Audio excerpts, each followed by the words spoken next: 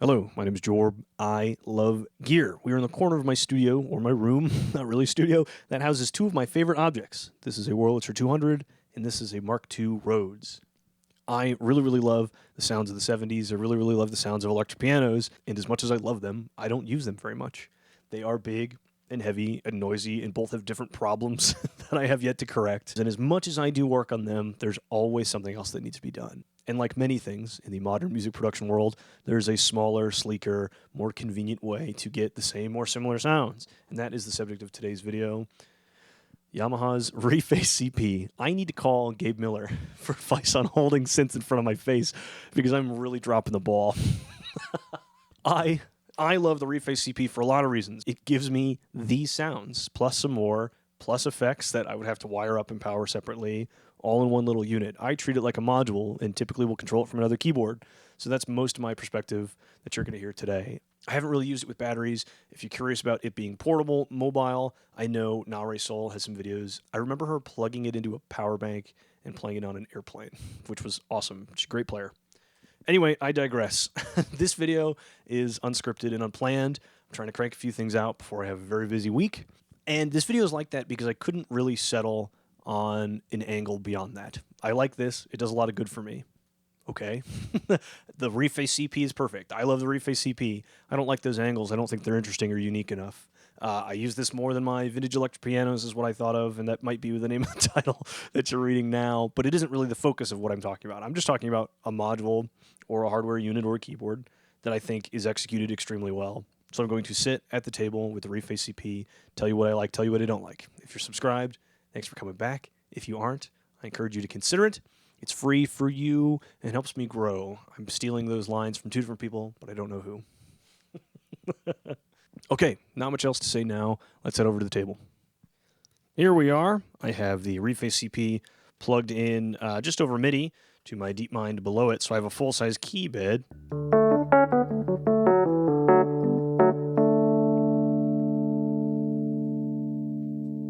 I have a sustain pedal plugged into the back of it.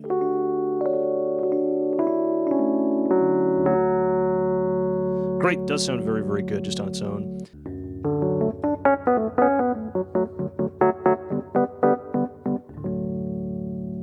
Just a touch of reverb. If you aren't familiar, the Rhodes, sometimes called the Tine Piano if people are trying to avoid copyright or whatever, but they just say RD1. They want you to know. There are two versions of the Rhodes, the Mark I and the Mark II. The very general difference you're going to hear people call out, the Mark I is warmer.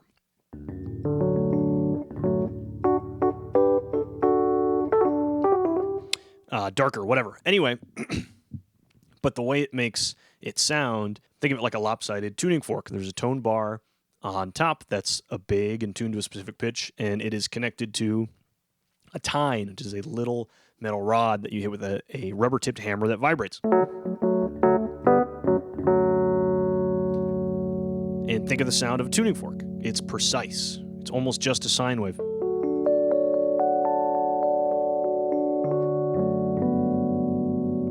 And that's what you get with the Rhodes. You get a little bit more harmonics when you hit harder, along with a bit of like mechanical grit. And part of why I'm using the big key bed, one of the few things I don't like about the Reface CP, the velocity curve isn't great.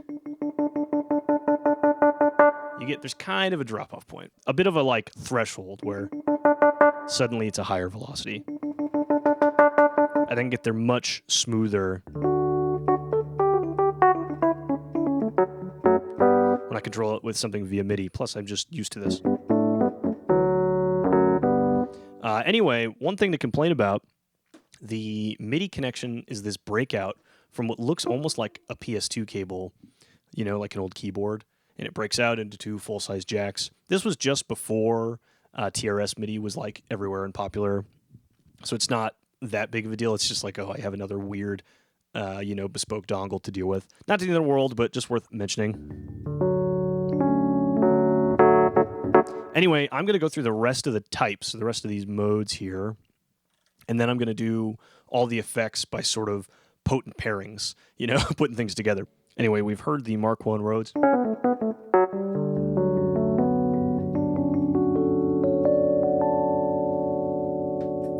And I think that might be my most used sound on here, but I'm going to take you up to the Rhodes Mark II. Just listen. Way brighter, right?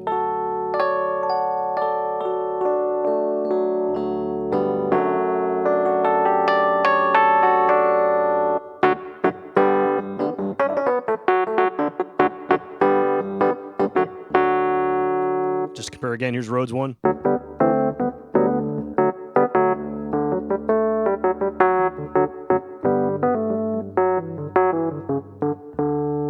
I have a Rhodes Mark II. It sounds more like the Rhodes Mark 1, and I have to, I'm obligated to. So here's a short clip of my actual Mark 1, or excuse me, my actual Rhodes, my Mark II.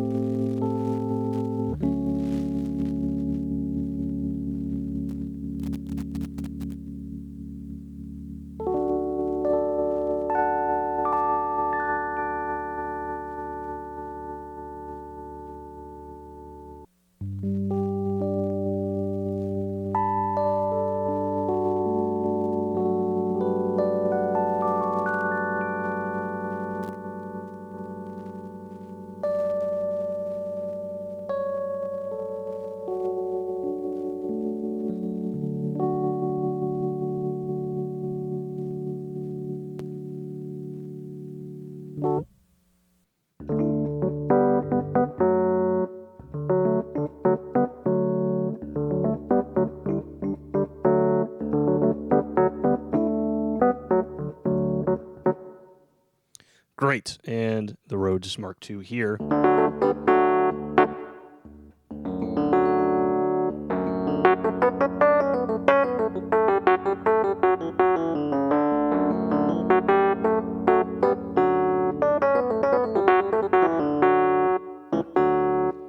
Moving on, this is a Wurlitzer.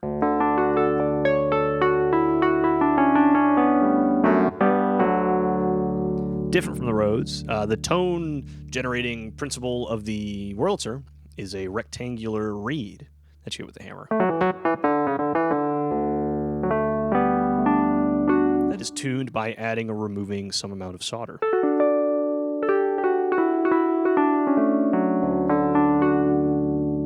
I don't know that I know specifically what model of a Wurlitzer they're trying to model. Many of them generate their tone in the same way. The ones from the 50s were big, looks like brown particle board. And then the ones with the later into the 60s and the 70s, they have molded tops. And like the 200 and 200A, I have a 200.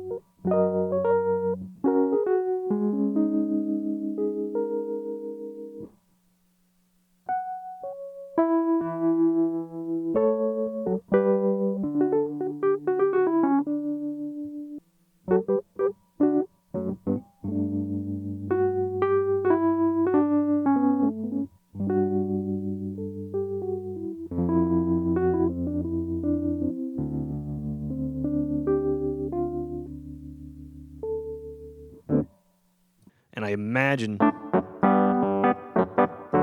that's what this is modeled after. That's probably, I would say it's most likely if something just says Wurlitzer, it's not specifying, it's the 200, 200A. What's different between them? Some things about the preamp, but for our purposes, especially now, we can consider them to sound the same. I love this sound as well, and it's different from the Rhodes, so here's just lightning round. We were on the Wurlitzer, let's stay there. And now onto the Rhodes Mark 1. do that in a lower octave. Wurlitzer.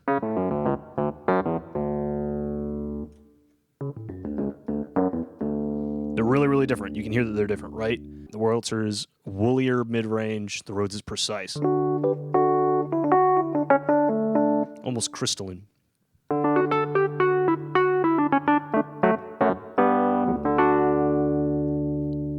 Awesome. Love that. On to the clavinet. I have the least riffs that work on a clavinet. I just can't even. I can't do anything other than slap the black keys.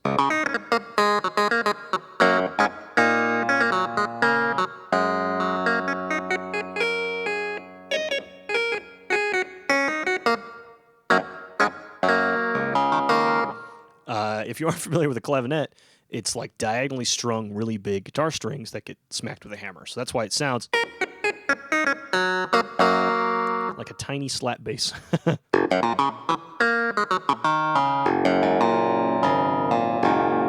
Very funky. No reverb. Yeah, that's the only riff I can do that feels right on a clavinet. This is a toy piano. Hello, Heinbach.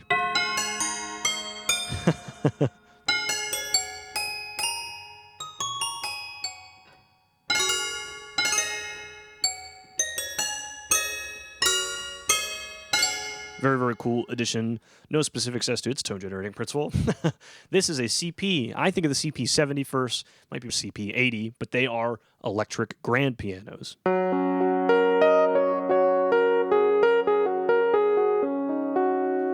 And the namesake of the Reface CP because it's something Yamaha produced.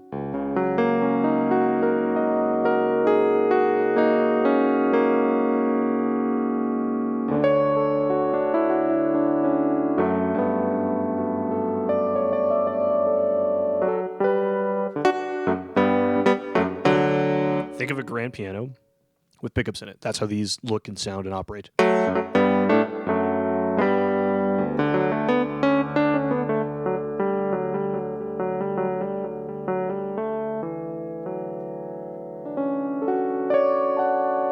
Very, very cool, but doesn't sound like a grand piano in a lot of ways. And lucky for us, there is a hidden mode. If you get the selector to rest between two other options while the unit is off and then turn it on, it will show you're on RD1. But if we listen, this is a normal grand piano.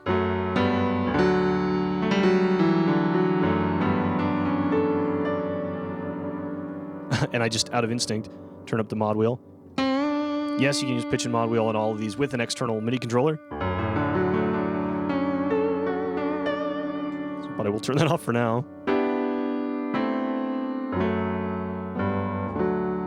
There's a grand piano in here as well. I've seen some people mod this where they have a switch that will disconnect one of the positions on this switch. So all they need to do is flick in the mod switch while this is off, turn it on, and then they have access to the grand piano. Mine's easiest between the two Rhodes. I don't know if everybody else's is.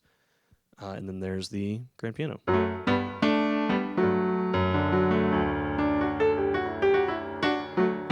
Very cool. I don't know if that's like an Easter egg or something they didn't finish developing, or, you know, whatever panel design only felt right with 6 options, or they didn't want to cut out market of some other thing. Who knows? But it's good, and it's usable, and it's in here. It's just a pain in the ass to get to. Okay, that was your lightning round of all of those things. I want to go through the effects in isolation because I think they're pretty interesting in and of themselves. So first, on top here, Tremolo.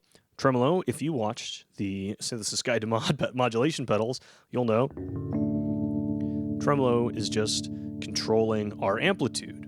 But on the Rhodes models, listen to your stereo image right now.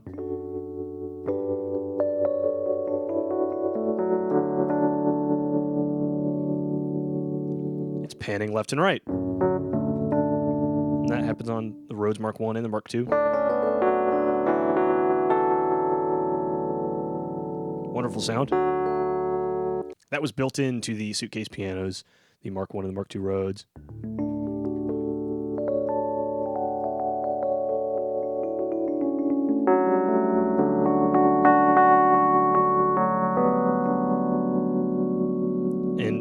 appreciate the implementation here. Just depth and rate. What more do you need?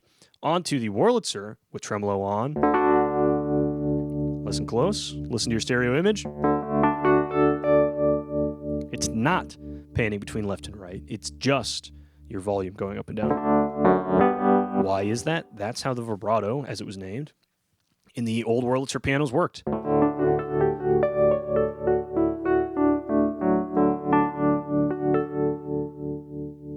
Great, this gives us the addition of speed control as well, which you do not have on a actual vintage Wurlitzer.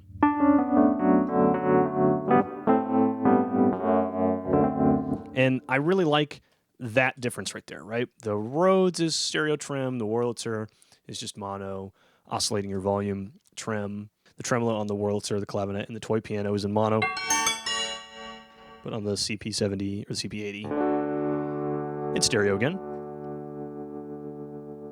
And that suddenly you have authentic sounds, not through any intentional choice, not because you know what to look for, but because that's all they gave you. There are reasons to and to not like that. I am in the camp of liking that. It's like getting one of the, I'm going to reach over to the side of the camera here. It's like getting one of the Roland boutique synthesizers. And whether you care that the sound is generated digitally or not, because you have exactly the same controls that you would have had on an original piece of the hardware, you're going to lead yourself to some of the same sounds. That very literally in what's available to you between the tremolo on the Rhodes and the Wurlitzer. In addition to that, the other effects, the two modulation effects they chose, are the sort of things you hear on a lot of those records, this chorus and this phaser. And so because of the options they give you, you find yourself getting classic sounds. I think that's very, very interesting. And another reason why I really, really love the CP. It isn't just you have really, really good electric piano sounds. You have electric piano sounds plus the effects that were quite common to use in processing of the time. Wonderful. Really, really love that. I'm going to focus on the Rhodes and the Wurlitzer sounds because they are my favorite. But let's move on to the chorus here. I like my rule of thumb for chorus. If my depth is high, my speed is low.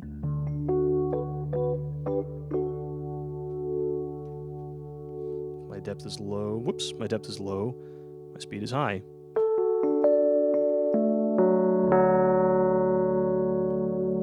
Somewhere middling sounds quite good. It is a stereo chorus. I don't know if it's modeled after something specifically.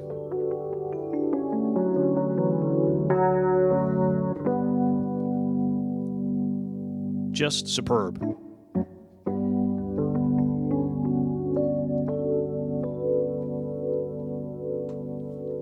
I can't help but use the pitch bend once in a while.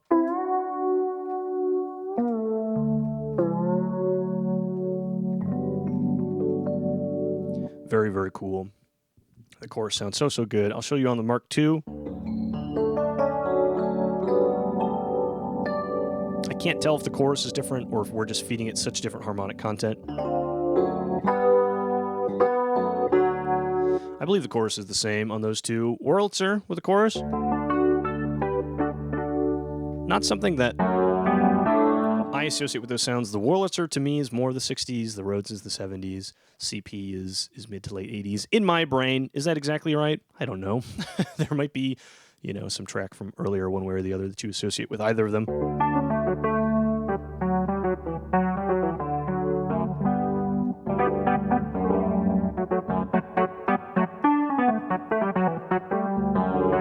But that's the way my brain works. Okay, we're going to go on to the phaser, pair that with the Rhodes. Some of my favorite recorded sounds ever is a Rhodes through a phaser.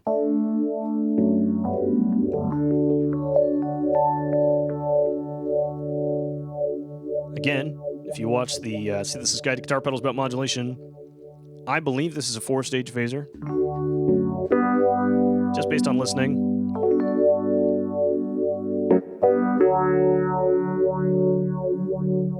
And the depth is probably affecting resonance a little bit, as well as the depth, but I am not sure about that. Oops. But high depth and a low rate.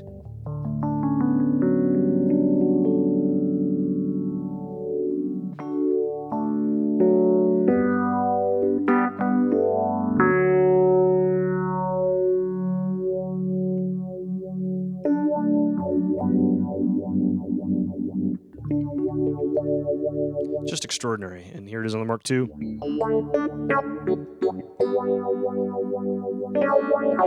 I still think the Mark II is too bright. I'm going to put that all the way on the CP.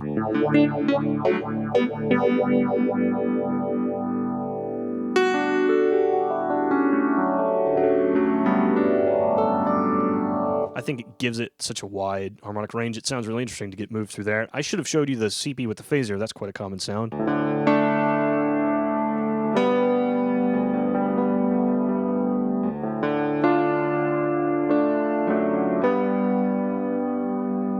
No mod wheel Jorb.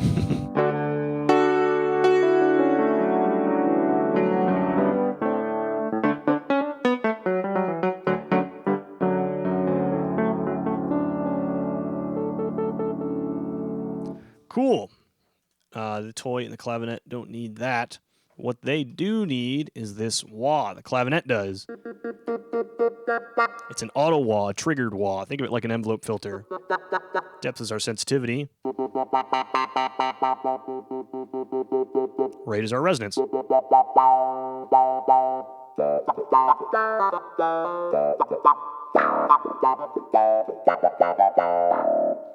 Turn off my reverb. I'm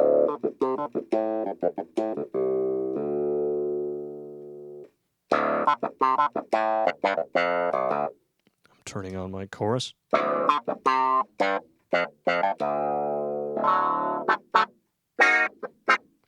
Clavinet, I'm not a good enough player to make it sound quite right. I think the sounds in this, the clavinet sounds in this are great.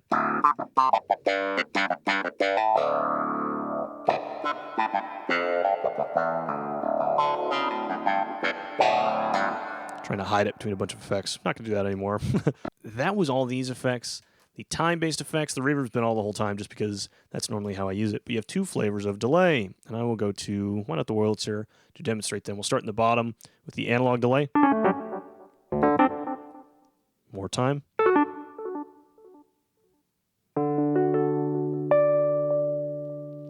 Depth. I think it's just feedback, but it also serves as our mix.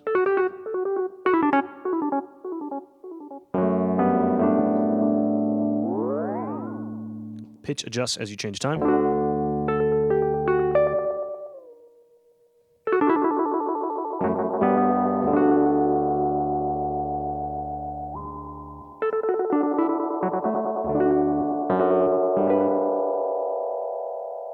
Honestly, sounds very good.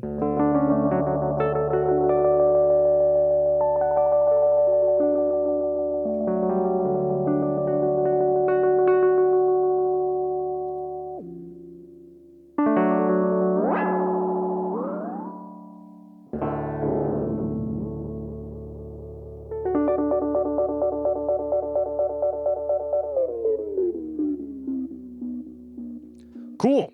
Analog delay, you get a sort of filtering on the repeats, but a digital delay, pretty pristine. I think, and tell me this is, I shouldn't open with this. I think they're adding a sort of swoosh when you move the time like that to make it sound like you're moving something that's doing a little bit more than it is. Anyway, I apologize. Same controls, depth and rate. Or they call it time, excuse me. But our digital delay doesn't have the EQing, quote unquote, doesn't have the EQing, quote unquote, the filtering that the analog delay has. And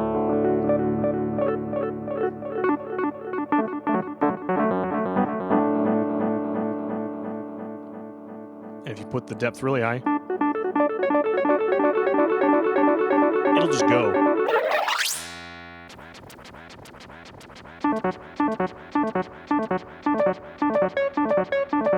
Let's turn down depth, clear the buffer. Turn time way up, turn depth way up again.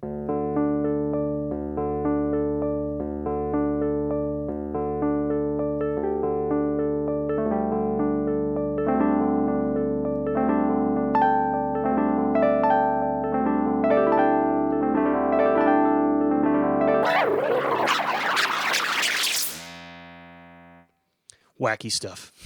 And I've had the reverb on the whole time. because it just sounds good. But there you go. There's sort of everything lightning fast explained. I find that I don't use the toy hardly ever. I find that I don't have the playing chops to be good with the clavinet. I don't like the Mark II Rhodes. So really, I'm using the Rhodes MK1, the Wurlitzer CP70 90% of the time. And I'm completely content with that. This is worth the price of admission for that. If this was just the Rhodes sounds, if this was just the Wurlitzer sounds, it would be worth it.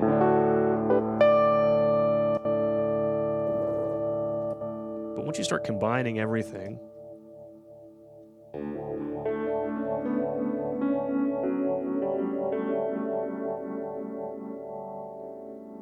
there's a lot to be said for this little keyboard.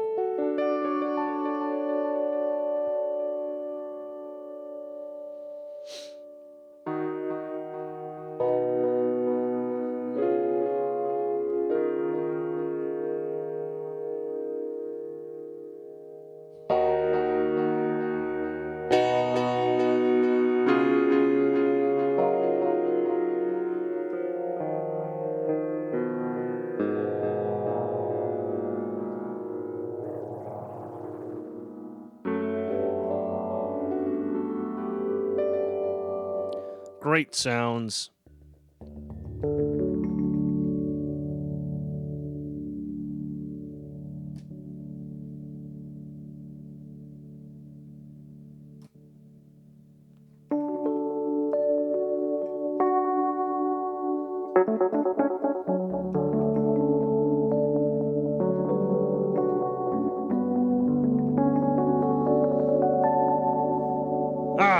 I could get lost.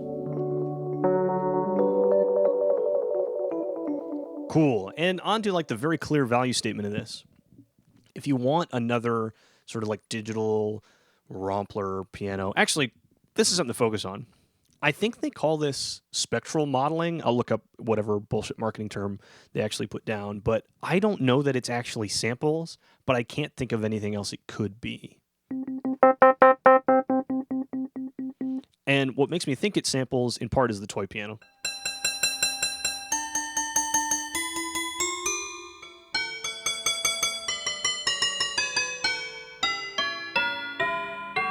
You can really hear that's a sample getting pitched down when you go way low like that, right? And then to me immediately, why would any of the other ones not be samples? Does that mean they're not good samples? Absolutely not. Does it mean there's not elements of synthesis in the way they're, you know, blending between velocity curves or wherever else? No, but I'm not really sure how these technically are operating. I just know for sure that the sounds are good. And at the price point, which again, another thing to mention, the used market on these is getting kind of crazy.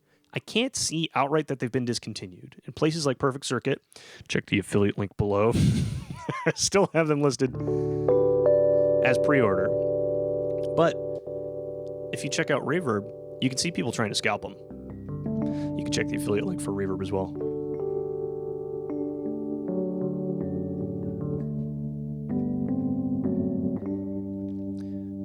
So these are in a really, really weird place. Anyway, when I bought this, I think they were going for about $250. That's about what I paid for this. One of the keys on the key bed isn't working. But I use it as a module most of the time. And I thought long and hard about what other modules do this. And nothing to this fidelity that's this modern. You can get romplers, of course. You can play it from anything that lets you do samples, of course. But are they going to be purpose-built for this? Having the effects be hand-on like this? No. So the closest thing I can think of, there's a rack mount version of the Nord Electro 2. And I looked, and I think those are about $800 right now, which is still $300 or $400 more than these. In my mind, if you don't need the best, quote-unquote, which I would say in a lot of ways Nord is considered an industry standard, this does the job just as well for most people's needs. Totally 100% serious. And if you don't care about some of the organ emulation stuff, so this is really doing that in a smaller package with its own keyboard and a better price point. If you're comparing this to the full-size Nord Electros, which I don't know all the versions of that. I know they do and do not have some with weighted keys. If that's important to you in your playing style, you probably aren't considering one of these unless you want something on your tour bus. But as far as, hey, you know what? I work in the hardware domain and I want electric piano sounds. This is unbeatable. If you want the sort of hands-on manipulation, or you don't want to set up sample libraries, or you don't have something that does play sample libraries, and you don't want that, you just want something that's going to immediately give you electric piano sounds, this is unbeatable. That's why it's weird to me that it kind of got half discontinued or is like not supported anymore or whatever, because this had to be selling well. And I checked, because of course I checked. A lot of these on YouTube are being played by proper piano YouTubers, which is a different category from synthfluencers like myself. So if there's any crossover, greetings to you and welcome aboard. I see these fitting very well into the setup of somebody who does MIDI sequencing, or somebody who plays with an external keyboard already. I took this to a couple shows. It was great. I even plugged this into my pedal power supply. So there you go. I'm a massive fan of the Reface CP. I think it really does deliver on a lot of the promises it makes. I don't know if they're discontinued or not, but if they're not, I really hope Yamaha makes more of them or updates them. In fact, actually, I think there's like Yamaha YC something that has marketed as similar effects engines to these. So these piano sounds from Yamaha are available with a full-size key bed. I don't have any experience with that, but if you are curious, you should look into that. And speaking from my perspective, which is somebody who uses it as a module, and I want the sounds of the 60s, 70s, and 80s, with hands-on effects, it is perfect for that. It really, really is great. I don't use 2 or 3 of the modes, and I still truly, sincerely adore it. So from that perspective, up to about $400 or $500, I think it's still worth it. Anything more than that, you're getting scalped. Either wait for a good deal or wait for them to go down. I don't think anybody asking more than that is asking something reasonable. And the ones on eBay that are, probably priced by a bot at $1,200, don't even engage with that. So there you go. I love these. My name's been Jorb. I love gear. Thank you for watching. Hope to see you in the next one. Cheers.